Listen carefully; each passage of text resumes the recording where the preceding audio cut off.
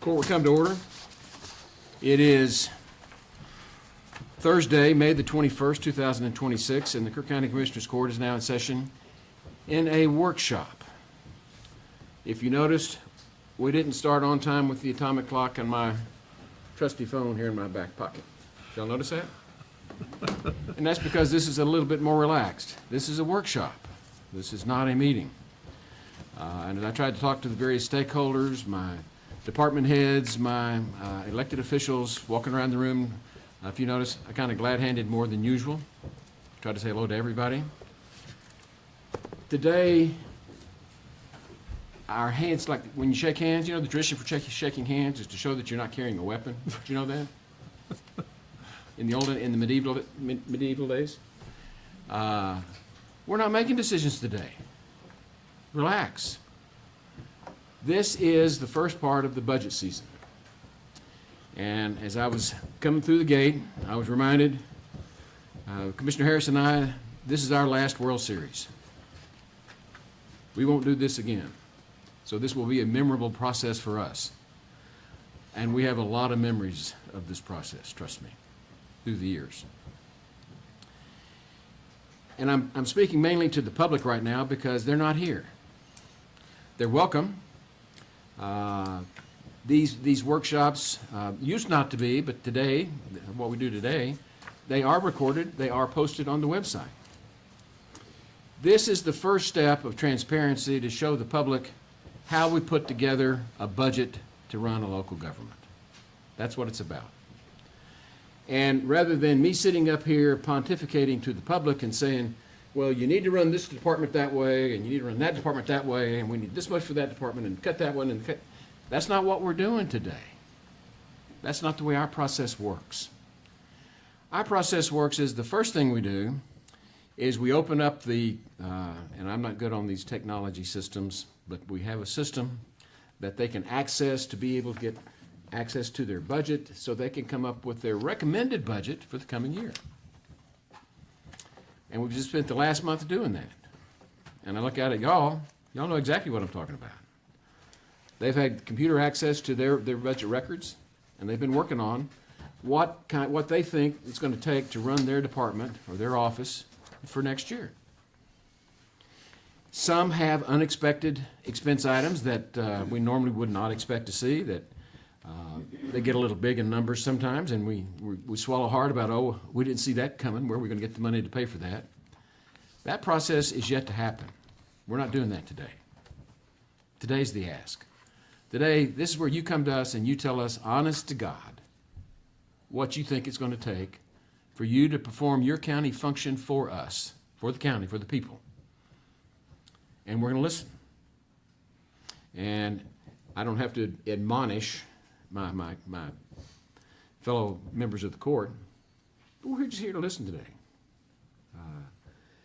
There will be some challenge to some of these requested expenses, but they will not be today. You see where I'm coming from? They're coming. They haven't gone away. We're going to deal with them. But what I want to emphasize today is we break it down into what we call you get ready, then you come tell us your ask. Once you're done with your ask, we're going to have about a 2-3 week period of time where I will sit down with the various department heads and elected officials, and I will come back with my recommendation. And you can show up with popcorn and boo all you want. And frequently that does happen. I haven't seen the popcorn, but I get a lot of boos. But that's the recommendation back to you. And so now you see, just like in any contract negotiation, what was the ask? Here's the offer.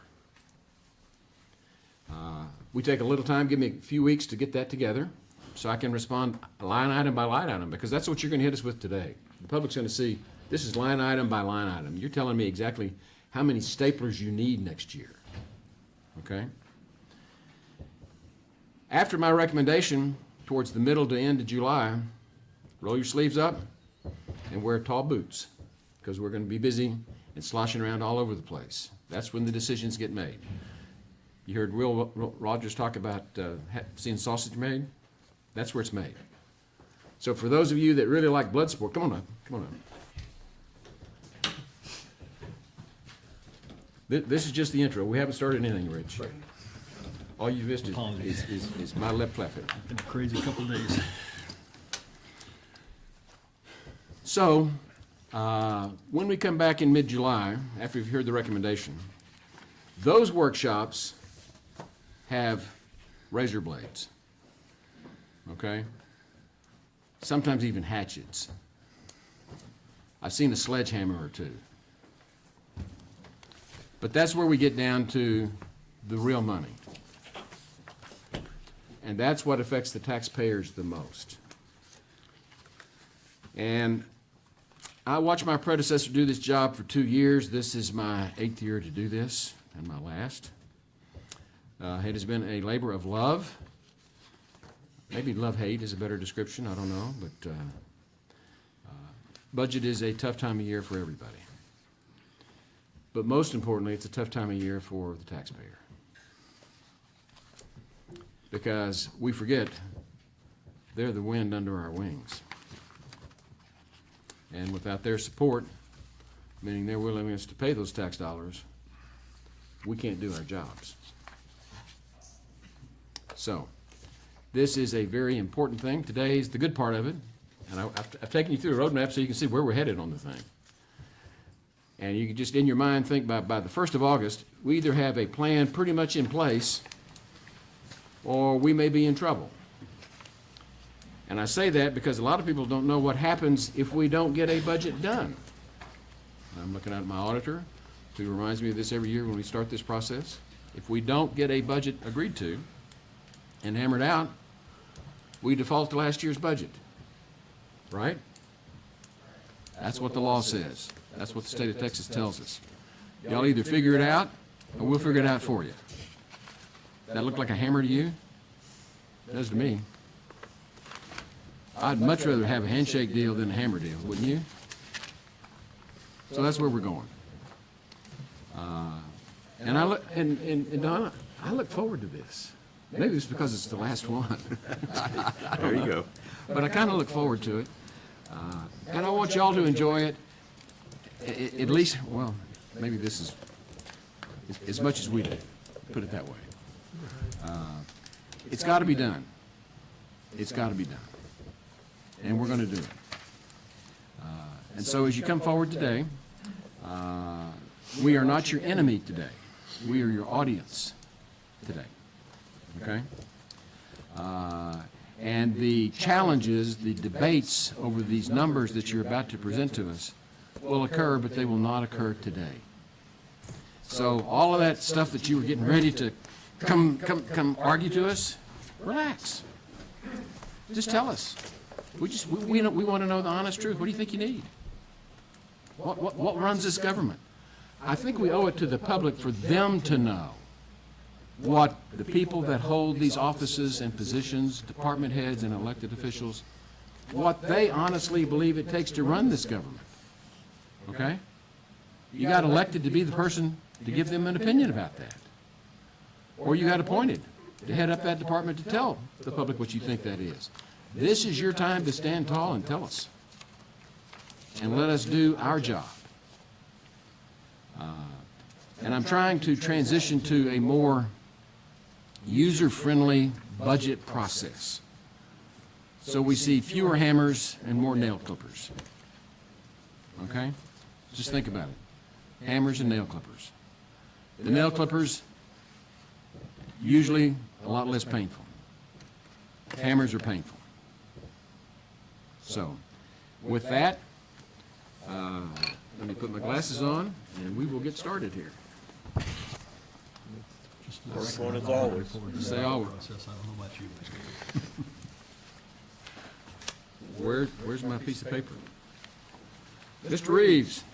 I've got an extra one, because I can use one. Yeah, there you go.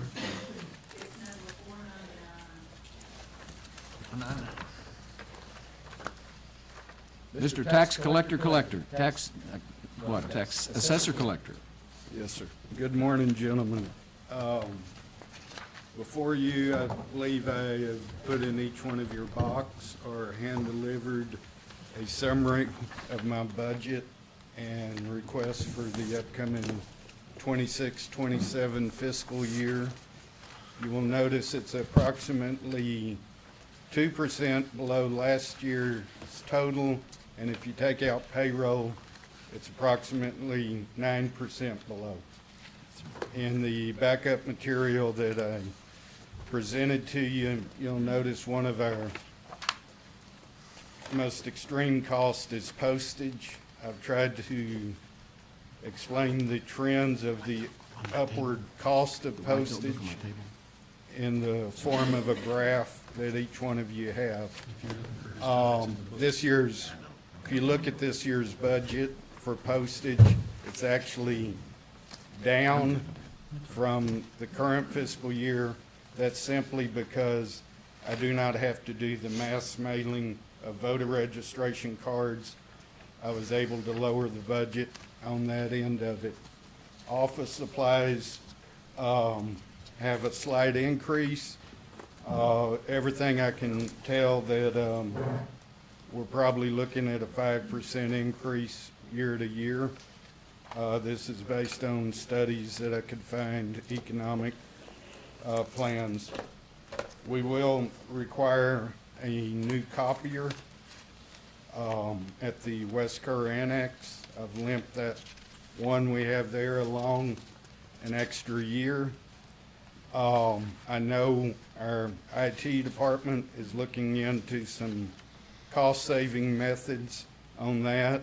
I went ahead and figured what it would cost me additionally by getting a quote. It's $14 a month, less than $180 for the year. If IT's plan works, we can take that out, but I felt like I should present it to you at this time. Software maintenance is simply a contract that the annual increase rolls into for each year. So you will find that. I will point out I have asked for a pay increase for my staff. My office right now, from outside sources being the state in commissions from Department of Motor Vehicle, the State Comptroller's Office, and outside taxing entities, account for about 2/3 of the budget just in money that I bring in that's non-tax dollars from here. It's my statutory duty, but it's not tax dollars from the locals. I'd hope that number would go up based on what we had discussed at a previous meeting. I cannot say with confidence at this point that that additional revenue may come in. And we discussed that in executive session about a week, 10 days ago, I believe. If I could, Judge, it's maybe if y'all have questions on my budget, but if I could spare the court a little time, I'll talk about collections, what we're kind of going through right now. But I'm at the courts. Well, Bob, no, you're plugged into exactly where we are today. We're trying to all gather information and share it. That's what we're trying to do. And for those of you that are wondering, what kind of meeting did we have? Well, we get together and talk about this before we show up here. And Bob came to us and gave us a little preview of what I think you want to share with us now, and I think we need to share that with the public, so you definitely have permission to move forward. But this is just part of the process. Before I get on, does anybody have any questions about my proposed budget or what I presented in your boxes? It's pretty clear, Bob, you did a good job of pulling it all together and explaining the ask. Thank you. I've got a quick question, and it has, and I'm not sure that it would affect your budget particularly, but if we were to create an election admin office, how would that affect your department? I thought you said you had a quick question. I'll tell you what, let's defer that question. Okay, yeah, let's go ahead and go to your, The public needs to hear what Bob's about to share with you, what he shared with us, and that's really important for us to kick off this budget discussion before we get down in the weeds. Yeah, that's a little pony trail there. And as Bob starts this, for those of you at home that are watching this, for those that will watch this on our website, okay? We get these big white notebooks from the auditor's office every year with the budgets in it. This is tab 499. I'm gonna try to help y'all find where we're talking about. Tab 499 is what we use for the tax assessor collector's office. What? It may not be, it's not posted yet, I don't think. It's not posted, Oh, you don't put it doesn't post till the end. Well, anyway, in your notes, if you're gonna go back to it, write down tab 499 is where you'll find it. Go ahead, Bob. I'd kind of like to talk about the collection rate. As you'll recall, I was very concerned last July because of the events, what our overall collection would be. It is slightly above last year's rate, not enough to statistically say a great year. In '24, at the end of April, I'd collected 92.84% of the total taxes for the year. This year, at the end of April, 92.95. So we have not seen a decline that I was worried about. I will point out the next 30 to 45 days, as you know, Kerr County allows taxpayers to pay half in November, the second half in June without penalties or interest. And what the rate of collection will be for those who we're trying to help get through the immediate impact of July. We'll know more at the end of June. So I do feel pretty good about our collections, where they're at as of April, but the next 6 weeks will certainly tell us what we're looking at. KCAD, the Central Appraisal District that provides the values, as of 45 minutes ago, still has not come out with their final values to start the protest with. Preliminary values that we received shows countywide about a 2.2% increase.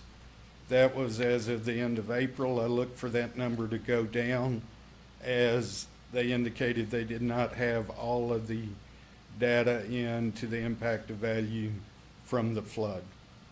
So, this is compared to the latest numbers that I got for the year 25 of a 7.9% increase. So you can see values are, at best case, probably going to be level, probably down from the previous year, which can only be expected. Could you explain that a little bit more, so that people understand what we're talking about, what the expectation is? In my personal expectation, based on what I did in my prior life as a real estate appraiser, I see values going down just simply because of the devastation, the loss of property up in North Fork, as well as some down. Also contributing to the loss in value was the voters approved, which I was one of them, to give business owners some property tax relief of up to $125,000 exemption on their inventory, equipment, what have you. Well, that took $82.9 million off the tax roll, which, while it'll be a savings to the business owner, when you're calculating the rate, it shifts the burden to the real estate owner. So that alone is about 300+ thousand in levy, i.e. income, for Kerr County. Just the county, us, not counting the other entities. And thank you for doing that, because that puts in perspective what we're really talking about, so the public understands how much money that we've got and why we don't have as much, or where we don't have it. So thank you. And it's like any exemption. All exemptions are available by law. This one was passed by the voters. As I said, I voted for it because being a small business owner at one time, I understood it, but I also understood it was going to be implications to the real estate owners, and it will be in some form. However, I can't tell you the impact on the tax rate for another maybe 2.5 months till we get the certified values. And that was part of the point I was making at the beginning, Bob, is that we're trying to predict as best we can here where we are. And we start the process not knowing for sure, and it gets a little bit more precise with each passing week. Bob, didn't they also increase the exemption for residential homeowners? That won't affect us, Commissioner, because Not it was this year? only for the school districts. Okay. That, you are correct that that did pass, but that exemption is specifically for homesteads for school districts. And just let me ask, when you were throwing out some numbers there, did it include new development? New That was improvement. already factored in? New value, New value. yes, New value, yeah. I believe our new value, 140 some odd million, which is, that's new construction. Right. If you build a new commercial building and they have equipment in that, the equipment could be new value. Case in point, new frost bank. So both the equipment and the real estate is new.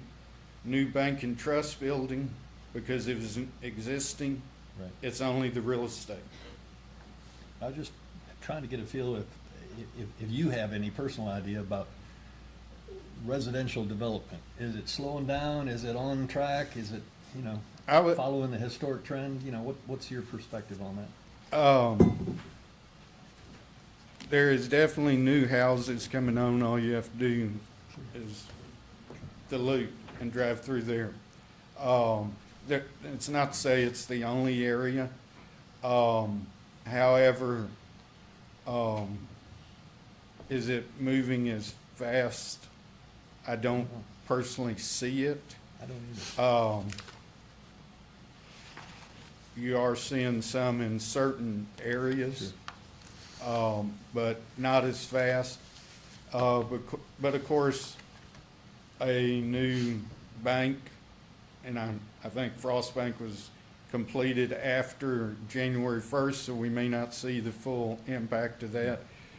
Commercial development always brings more to the bottom line for an entity than residential does, and it also lessens the impact to the residential. Yeah, yeah. Our neighbors to the north, I think the average homestead value has dropped this year, that being Gillespie County. Our average was up about 3% in preliminary numbers. And I say this was the April numbers, not what each one of us will be receiving in the mail in about a week saying our house is worth this much. Yeah. It was just preliminary numbers required by law to be presented to us, where last year it was up about 10%. So It that seems like put, the last few years, they've. so been that kind of automatic at puts it in 10%. perspective and, to look at. Okay. I mean, regardless of that, we adjust the rate, so. Well, we're here to listen today.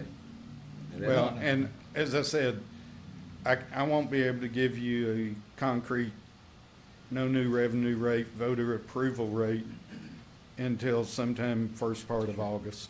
But this is an excellent sketch of the landscape that we're going to be working with for the next month and a half. As you said, Judge, it's a very high Correct. overview of it. But it's a start. It's a Seems start. like that's later than what we normally would get that rate. Sir, Seems like you're saying August, seems like that's later than normal? they have till July 25th to get the certified values to me. Usually it's the first week or so in August when I get them calculated. Because once I get the values in on the larger entities such as Kerr County, City of Kerrville, it takes a while to go through because we have so many checks and balances that that gives credits and debits to calculating the rate. And what Bob's telling you is more pinpoint precise. Those are the deadlines, those are the dates. Those really haven't changed much. Proportionally, they end up at the same time of the month in July and same time in August every year. The difference is sometimes we can anticipate sooner, so that like at this stage of the planning, we might have a little bit more information with regard to what these increases might be, or if the decreases, if that's what they're gonna be. That information is getting to us slower this year, and I think none of us are surprised about that. None of this court shouldn't be surprised about that. And what that does is cut down this crunch time. Remember when I was talking about what happens at the end of July? Well, what you listen to Bob warns right now, we're gonna have fewer days to make those decisions come late July. That's the forecast here. And I'll do my best to keep the court apprised of anything that I see that's significant. Well, you do a great job. Just keep it up, Bob. Anything else? Okay. May I be excused, Judge? Yes, you may. Thank you. Thank you. Now, the next on the agenda is the Ag Extension Office. Oh, yeah. Good morning. No, he'd been back.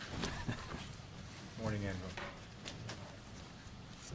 You may proceed. We have a few requests, and it And seems. let me just get just a second. I'm looking to the tab number is 665. 665. Okay.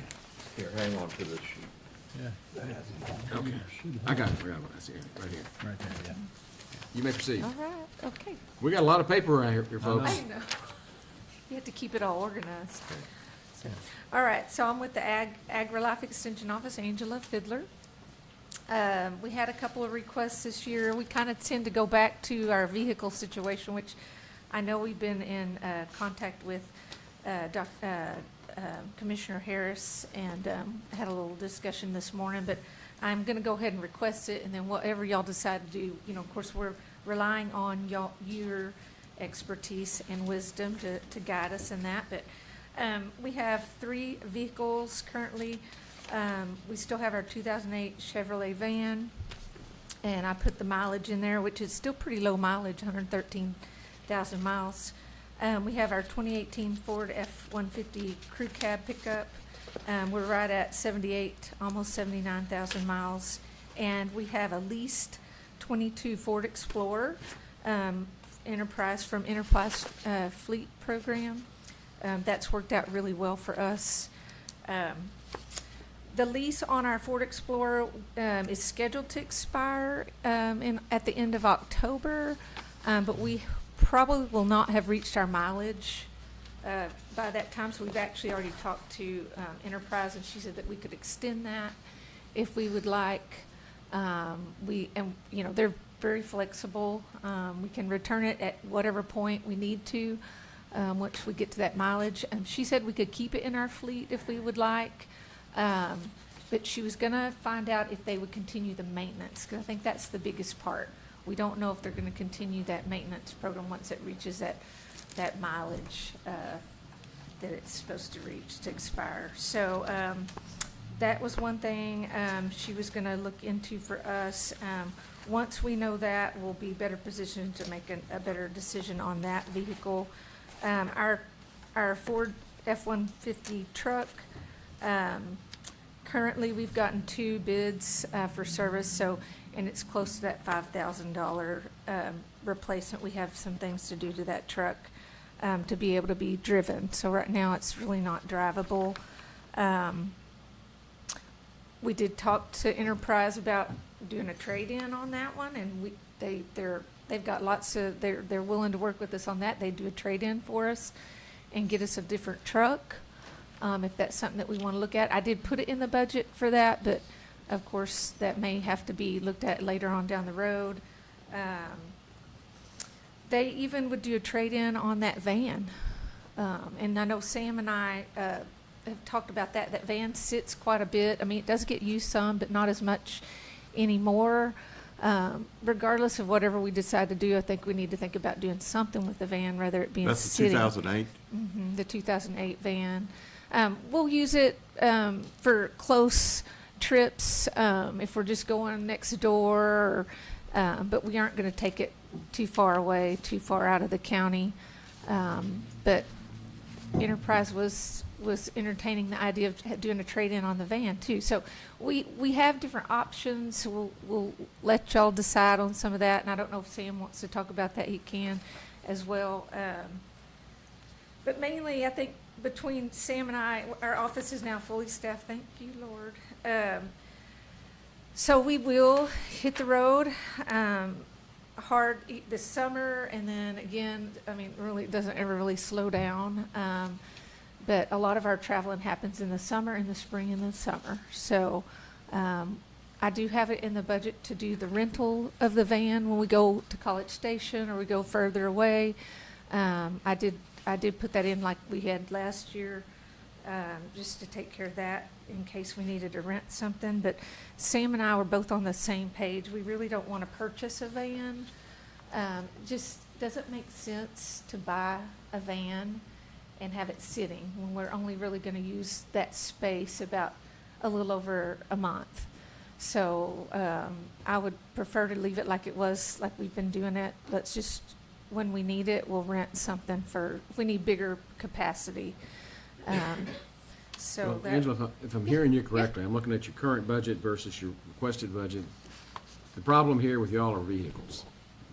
That Yep. looks like, and that's a problem you're asking us to wrestle with this year, because it's needed.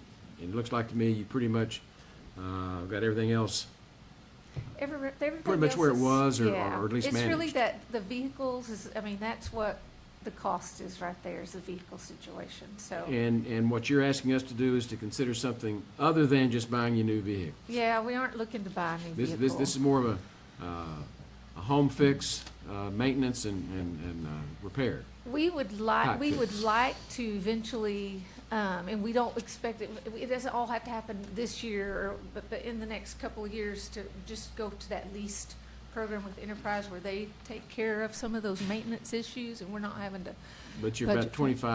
$25,000 short to get there Yeah. next year. yeah, that's where it's at. We It's hear in you. those vehicles, I think tied up in we- those we hear what vehicles. they're saying. I've been talking to him. Yeah, So- I know you have. So, yeah, and you know, and that's why I said, we're just here, again, we're here to ask, we're relying, we don't expect to get all these things, but moving forward, we want to start thinking about those things. We do have it in the budget, and we can go ahead and get that truck fixed. We have not done that yet, we were waiting.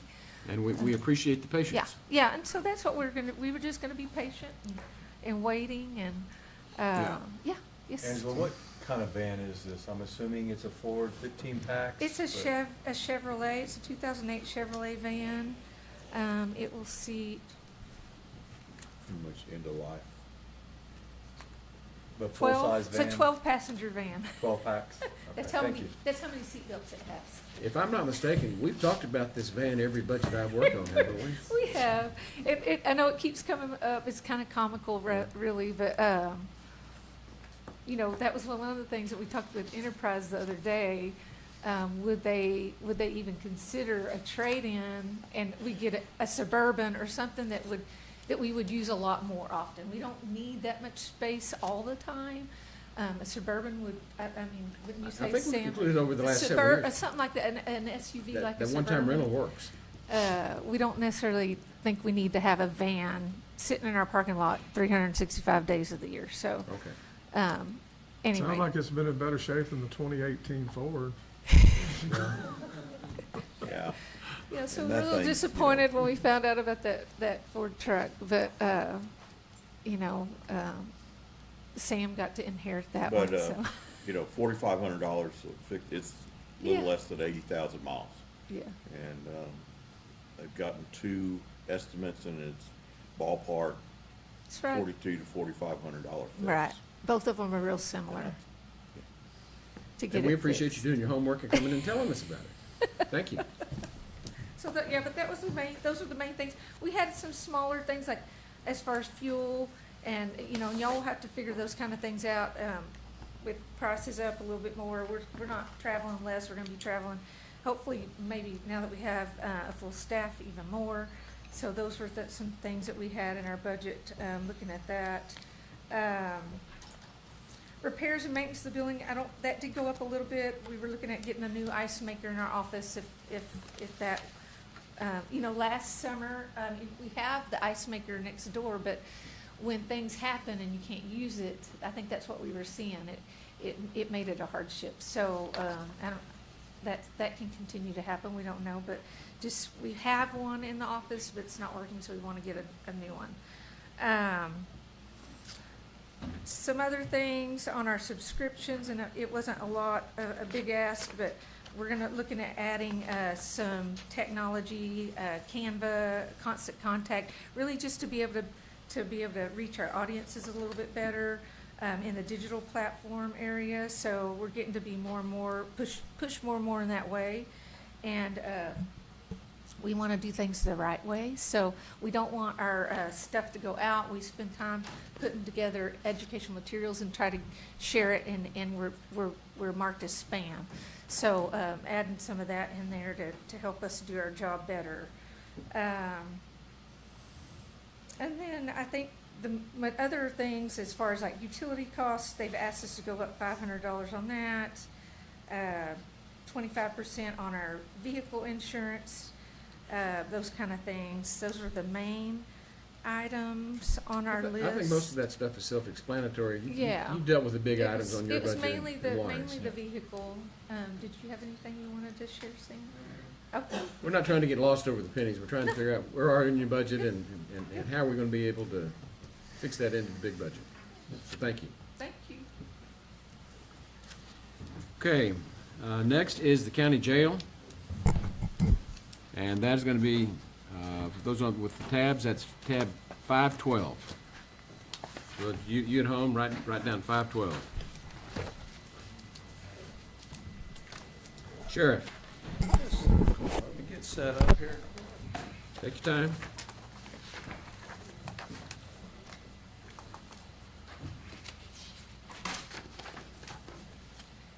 All right. So Judge, I'm gonna do things a little bit different this year, kind of to start with, obviously to open it up, I've got the following 10 items on y'all's list. I'm gonna go into those, and then I've got what I call a Senate bill request, some reclassifications, and some new position requests. And I met with incumbent Judge Commissioner Jones, and he made it clear that, he goes, ask for it. If you don't ask for it, you don't get it. But at the same time, he said, but I'm not telling you you're gonna get it. So that's why, I like how you opened up, Judge, there with it. These are my requests. I'm gonna try to do the best job I can to justify them to y'all in the beginning and in the end. And let's talk about that for just a Yes, minute. sir. For those of you at home that can't see, we have the request, and it covers more than the jail. Yes. And so my first question to you is, you have gone through and prepared a comprehensive update on all of your budget requests. All 10 of these are yes. And Jail is just one among many. yes. And so, We take a 15-minute break. The battery backup for our computers here is making a beep and needs to be replaced. we will stand in recess, be back in 15 minutes. And what, Remind me